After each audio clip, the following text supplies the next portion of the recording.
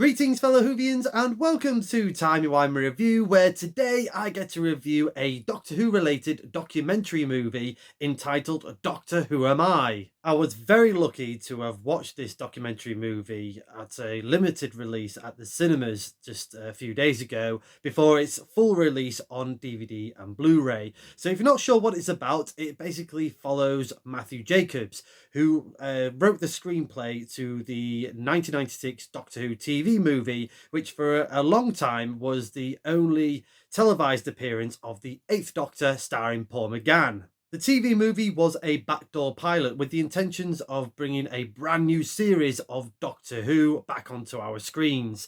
But unfortunately, that didn't happen. And according to Matthew Jacobs, he feels that the reason why that didn't get picked up for a full series was, or at least got a bit panned by the fans in a sense, was for two reasons. One, making the Doctor half human, and the other, making the Doctor kiss. So Doctor Who Am I touches on a little bit about the TV movie that didn't progress into a full TV series, whilst also exploring Matthew Jacobs' journey as he ventures into the Doctor Who convention circuit in the US. He's never done one of those before, so he's kind of like, what am I getting myself into? Especially feeling that he had a bit of a poor reception with the TV movie by the fans.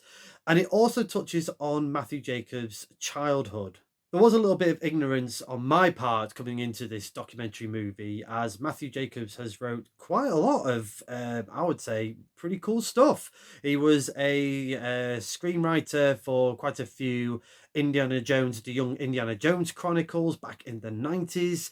He also had a hand in writing The Emperor's New Groove, the Disney movie from the noughties. And also, a nice little fun fact, he was the son of the actor Anthony Jacobs, who starred as Doc Holliday in the first Doctor story, The Gunfighters. I'm going to try and keep this review spoiler free as possible because I don't really want to give too much away, because really this is the kind of the crux to this documentary. It's a linking between Matthew's childhood. I didn't have the greatest of childhoods, to be fair, and what Doctor Who means to a lot of people, many Whovians around the world, and especially to those who attend the conventions and the Comic Cons. I like that we had brief appearances from Paul McGann to start off with, and sort of how he got into the convention scenes. And you know, he was quite open about it. He was saying that at first I thought, oh my god, are you mad? What, you know, what do you want me to do? Do I really want to do this? And he went to his first one and then just kind of caught that bug, and has been doing lots of circuits across the, you know, in the UK, around the world, US as well, especially since then, and really enjoyed it. And that's the same with Daphne Ashbrook, who played Grace, and Eric Roberts, who was the Master, you know. And when Matthew asked, you know, why, or when Eric was saying about this, you know, why should I go? It was his wife that kind of spurred him on and said, you know, you need to do this for the fans, you know, they would love to see you. And that's definitely it in terms of this these conventions. You know, it is very imaginative. It's very much based on US conventions rather than UK ones. They're kind of doing a bit of a, you know, a difference between the two, but it's mainly solely based on the US conventions, which I would love to go to one day, because they are definitely a different breed of conventions as what I see in the UK. But I can see things sort of transferring across the pond as well, especially in terms of cosplay and the imagination going to different cosplays. It was also great to see a little reunion of sorts between Matthew Jacobs and Philip Seagull, who was pretty much the man behind getting Doctor Who in the 90s off the ground and running. And if you haven't seen the 7-Year Itch, which is on this DVD documentary from the TV movie, highly recommend that as well, because boy, there was such a journey just to get that off the ground and produce new Doctor who from Philip's point of view, you know, massive fan, and didn't want it to end in the 80s same as we did. So it was nice to have that touching reunion.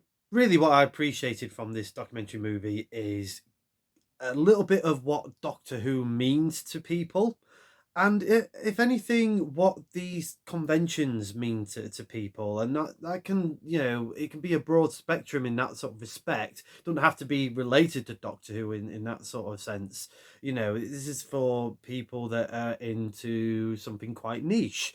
So, it can transfer to like anime, Korean pop culture, um, Star Wars, Harry Potter, you name it, it's all kind of like in their own sort of realms. And obviously, you got the big Comic Cons that kind of joins them all together. And it definitely got me thinking, sort of my sort of background into Doctor Who, and especially like growing up being a Doctor Who fan as a child, especially in like secondary school. One moment in my life when I was in secondary school, started secondary school, and I was getting a bit anxious. I was, sort of freaking out. I didn't really. It was all very much all new, all new school, new teachers, new friends, all this, and it did overwhelm me at one point, and it got to a point where a little bit of bribery, thanks to my mum, was if you'd stay and do a full week in school without being off, I will buy you a Doctor Who video at the end of it. And I did. That was kind of like a bit of encouragement, and then it sort of carried on from there. And the video in question was Spearhead from Space, John Pertwee's Third Doctor, first ever story from the Third Doctor. So, and imagine, and this is kind of what the film sort of related to, in terms of what Doctor Who means to a lot of people that are going through bad times. They're not the most popular at school. They've got their own sort of social anxieties and hang-ups, and it was just nice to sort of see something bring these people together and celebrate not only this incredible show but themselves as well. And that was a really sort of touching thing to see. I would love to see more documentaries like this. And it was incredibly nice to learn more about Matthew Jacobs, the writer, the person, really. Because, yeah, he's a very interesting guy. Again, something that Philip Siegel sort of touched upon. He sort of described him as mad, where really he should have described him as passionate. And yeah, you definitely see that on screen.